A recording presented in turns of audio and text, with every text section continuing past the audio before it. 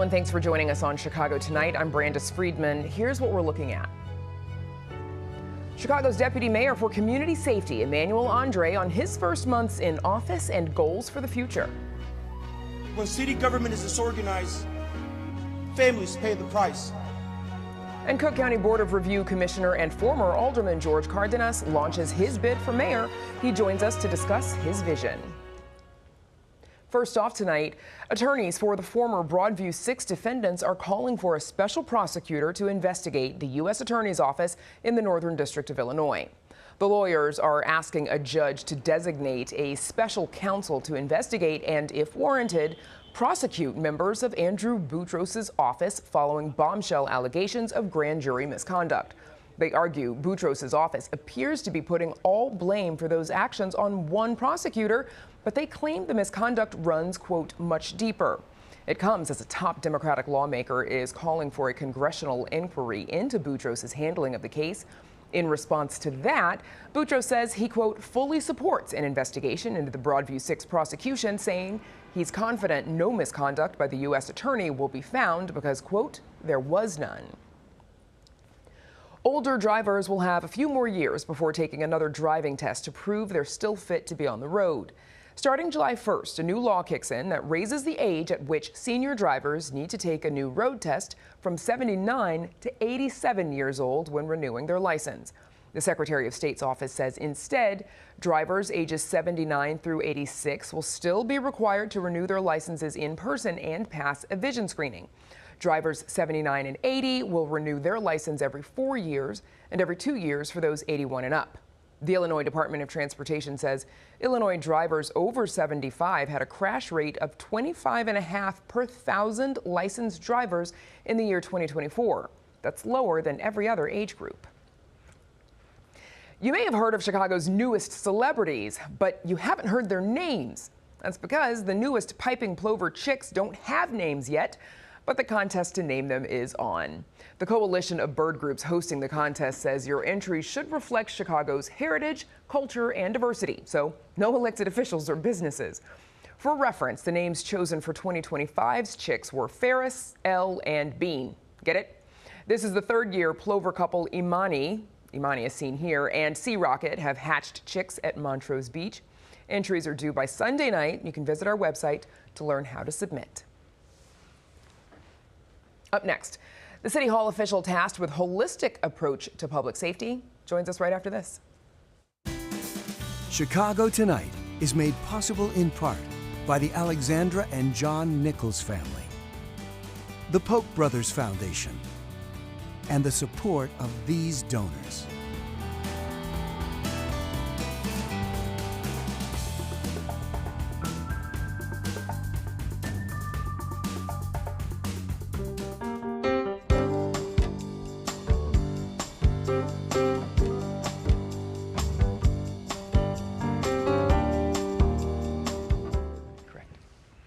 Since his appointment in April, Chicago Deputy Mayor for Community Safety Emmanuel Andre has faced a number of challenges, from how to handle teen takeovers and rising domestic violence cases to aggressive federal immigration enforcement and rising political tensions.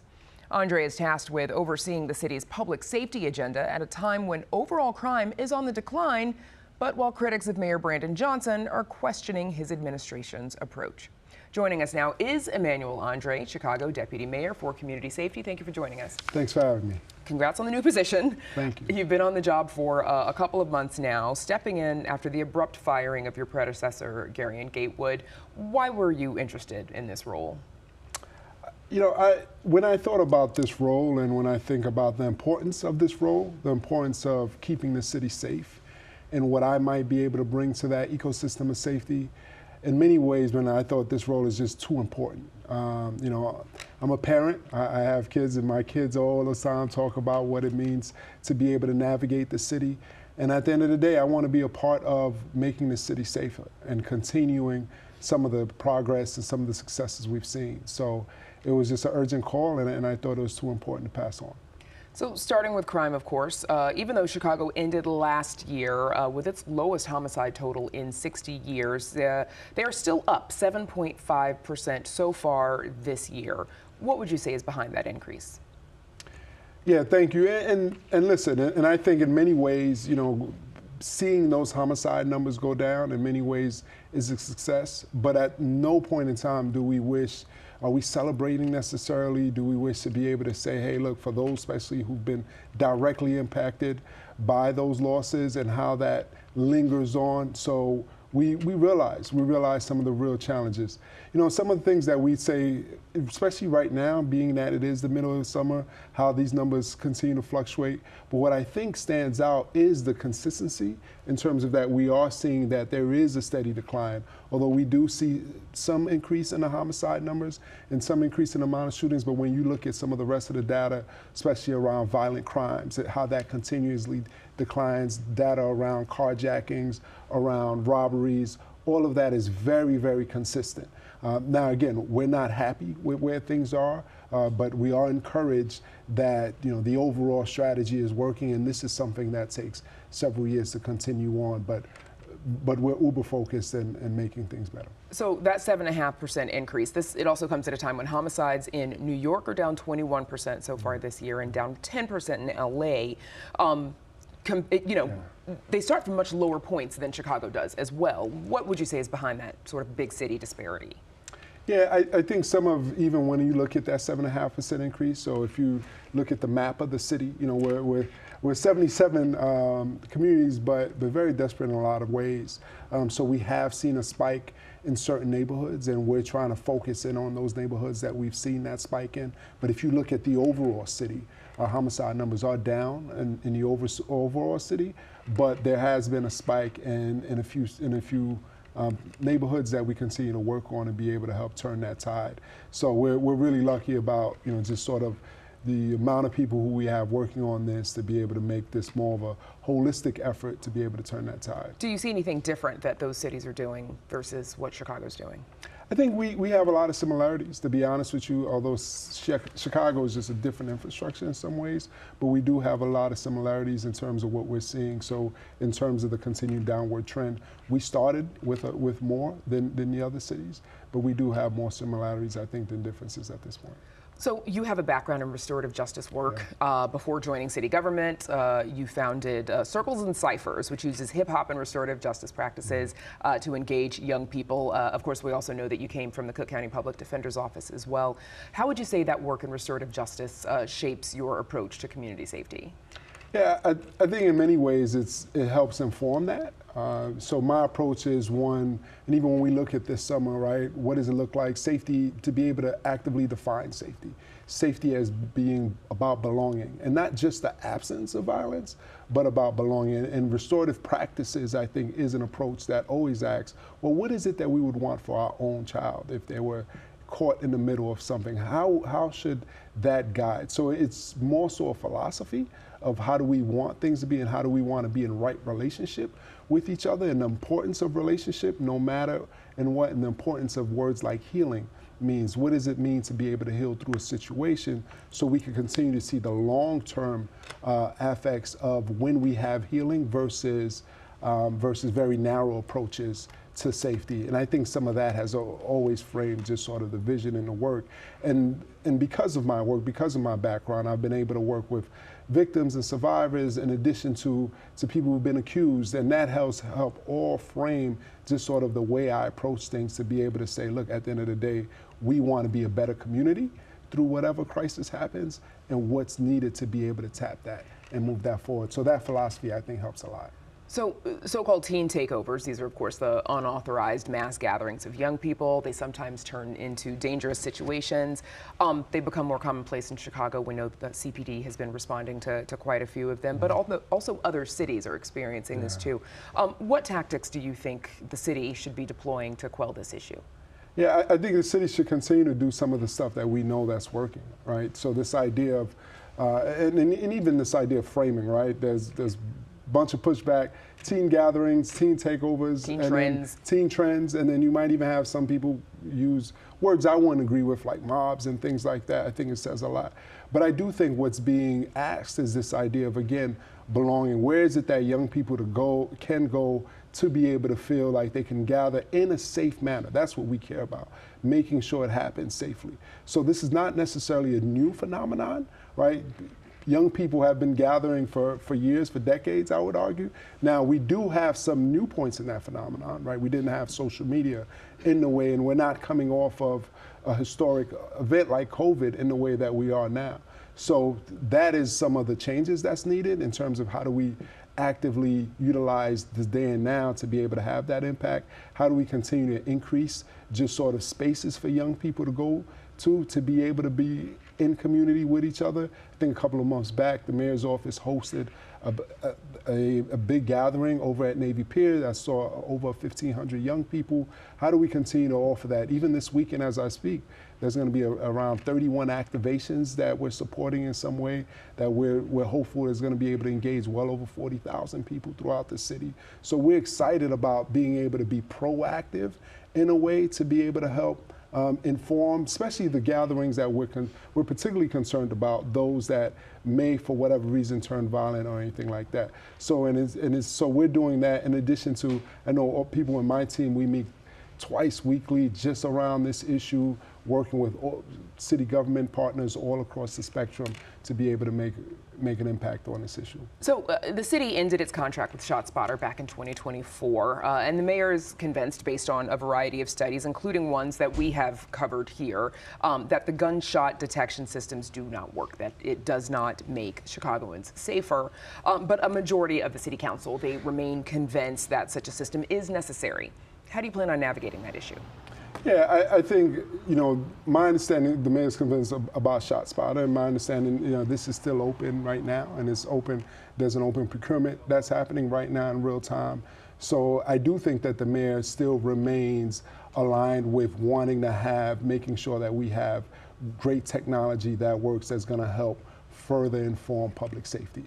But so that's where we're at right now, and that's what we're excited about, being able to get to that space. But as it pertains to specifically ShotSpotter, I think there's been tons of research around that in terms of around the issues associated with that. So the mayor is very clear on his position. Are there technologies that you think Chicago could be investing in for stronger community safety?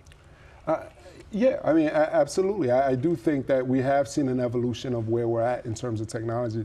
But I think what's being asked right now is, how do we properly evaluate those technologies, right? Chicago should not be the guinea pig for all technologies, the testing ground. So can we put together an infrastructure that'd be able to properly evaluate technologies to make sure that Chicagoans are getting the absolute best? So I think that's one thing that's absolutely needed. So we're definitely not saying no to technology, not at all. If anything, we want to make sure it's effective, efficient, to be able to move public safety forward. And of course, Chicago's frequently found itself in conflict with the Trump administration over immigration, local governance. What concerns do you have about federal intervention in local public safety matters?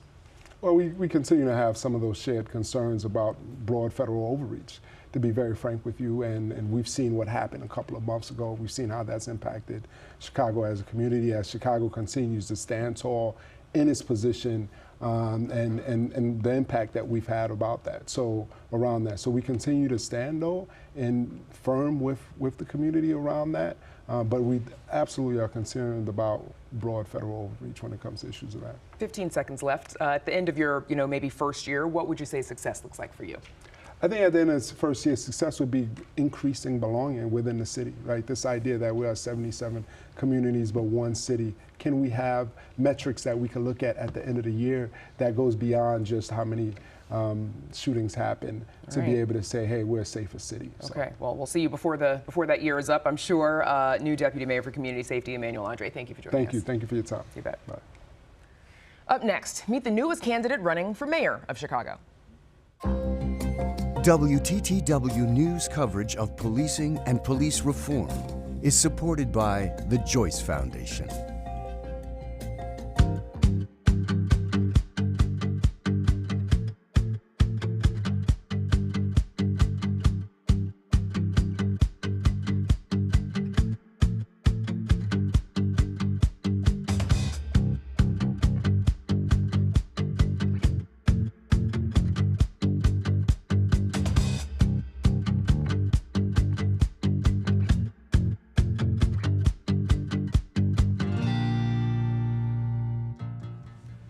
Chicago's already crowded mayoral field has a new entrant. Former Chicago alderman and current Cook County Board of Review Commissioner George Cardenas has just announced his bid.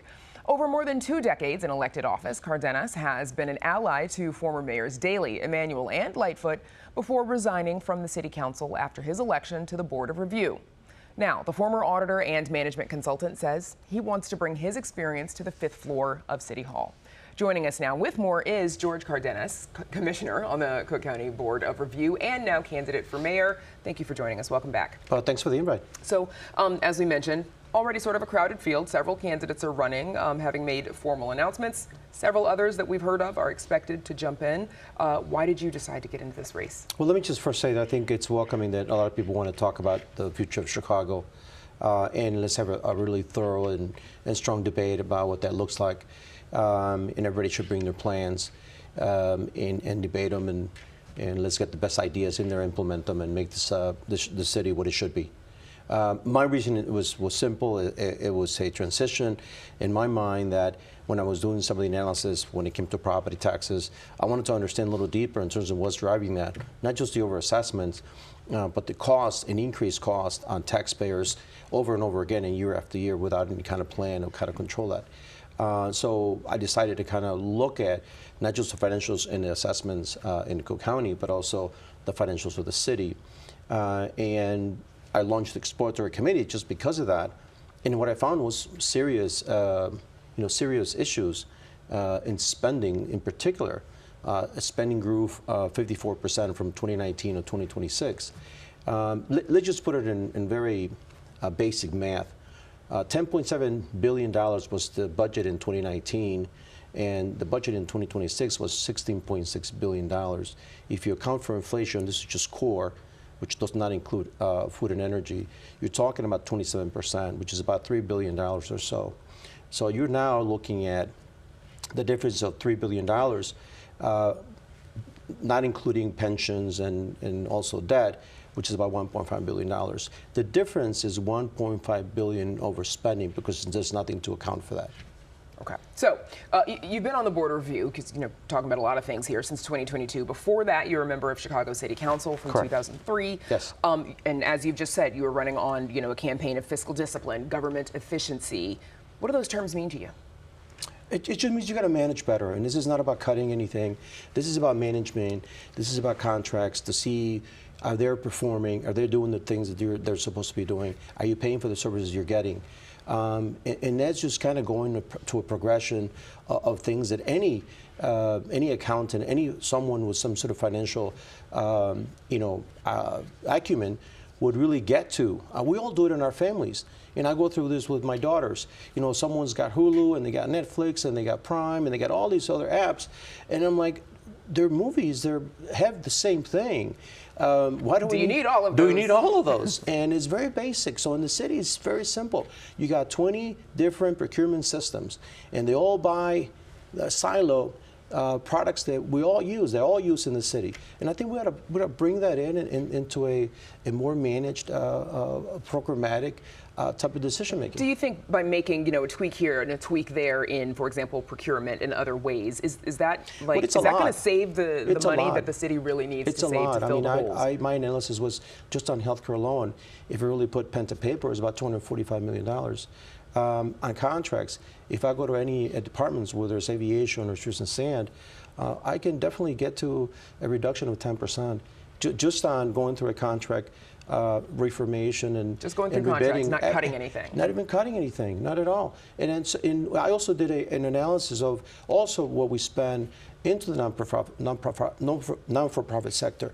And what I found was really disparate systems. We all doing great work, but there's nothing really into sort of a cohesive strategy to solve the problems that Chicagoans are facing. And I think the team problems really caught my attention. So I came up with something that I thought could be useful for Chicago, which is a teen takeover problem.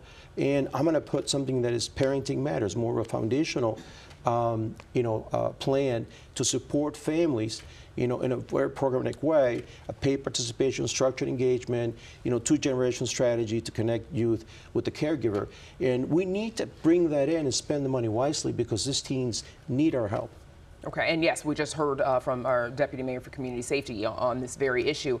In your announcement, you talked about moving to Chicago as an immigrant and struggling commuting to school on the southwest side. You said that your struggle reflects that. Yeah, a lot of many Chicagoans face that daily, yes. Yes, well, you said that, you know, your struggle reflects that of many average Chicagoans. Tell us more about that struggle. Well, correct. I mean, when I was young, I mean, I obviously went to Lane Tech High School, not far from here, and I had to take 2 buses. Brutal winters, which is Chicago, at that time even more than now. But also as a teen, facing in some of the neighborhoods really the toughest environments. You were talking about Little Village and Pilsen in those years. You know, the gang culture was very intense, and I had to navigate through all of that. And this is why I decided to join the military, just to get away from it all, and then come back strong and go and get, you know, get my future, which is go to school, get a degree, and, you know, join the workforce, which I did very successfully. So I'm proud of that. But many Chicagoans face that. Not all of them get to make that in those decisions. And I want to be able to bring that into focus and say, you know, why don't we do more of an analysis of what's going on in some of these neighborhoods and help these young men like I did at that time, which we don't do enough. You've also made public safety a top issue. The city's crime rate, it is at historically low levels, again, as we just discussed. Why does public safety remain one of your top issues? You know, there's the thing. People don't feel safe, to be honest with you. And I have these conversations in downtown and in the neighborhoods. Somehow the perception is they don't feel safe. They still don't feel safe. Crime has gone down, and I don't know if that's just metrics that people are getting or not getting or not reporting anymore. So I don't really know, but I know that people don't feel safe, and especially downtown. People are not coming as they used to. Tourism is down. So to me, without safety, you miss a lot of things. People leave, families leave, investment slows, and the city shrinks, as I said. That's something that I want to prevent. I want the city to grow. My whole thing is this city has to grow to keep up with the necessities and the services that we provide on a daily basis in Chicago. The city voters elected Brandon Johnson in 2023, of course, a member of the Democratic Party's more progressive wing, Lori Lightfoot before him. Do you think Chicago is prepared? Do you think Chicagoans want to elect a more moderate Democrat? Look, I think Chicago is ready for someone to govern. I think Chicago wants someone who knows the numbers, who can bring some sense into all of the spending that's happening, into the governance structure of it all, to someone that's going to take charge, is going to make decisions, is going to make good decisions on contracts and on services and how to rein in spending, how to slow down the wage growth that is going to then keep, you know, put a lot of pain in pension pressures later on. All of that has to be someone who is competent enough to understand the whole ecosystem and do something about it. I talked about you know, the grid system and how they promised us to save more. Well, the street sanitation department is spending more, about 25% more than they did in 2019 now. And how is that happening? Well, we're supposed to be saving money. Ward yards remain empty. Superintendents reporting to empty buildings. You know, we have a recycling rate of 3%. You know, why is that? And it's just management. We got to manage this whole ecosystem, make it better. Recent property tax assessments, of course, they've driven up tax bills for Chicago homeowners. Some of the largest increases falling on the south and west side communities. As you know, right? You're a member of the Board of Review, which is responsible for ensuring fair property valuations. Correct. What do you think should be done to reduce the burden on homeowners? Well, definitely better assessments, of course, but lowering the cost of government, because at the end of the day, you know, government goes to the well all, you know, over and over again, which is property taxes. This is the most, you know, the most salient revenue source that there is. That's what they rely on. That's what they go to, and I think that needs to stop. I mean, the trend line for increases in property taxes is just not sustainable. Whether it's CPS, whether it's the Park District with the City of Chicago or Cook County, which has not raised their tax and their levy, but other entities have. Okay, that's where we'll have to leave it. George Cardenas, Commissioner of the Cook County Board of Review, also candidate for Mayor of Chicago. I'm sure we'll be talking to you again. Thank you for joining us. Thank you so much. Of course. And that is our show for this Wednesday night. Stay connected with our reporters and what they're working on by following us on Instagram at WTTW Chicago. And join us tomorrow night at 5:30 and 10 for Chicago Tonight, opening day in Jackson Park. We'll have an inside look at the Obama Presidential Center as it opens on the city's south side, broadcasting live from the center's campus. Now, for all of us here at Chicago Tonight, I'm Brandis Friedman. Thanks for watching. Stay healthy and safe. Have a good night.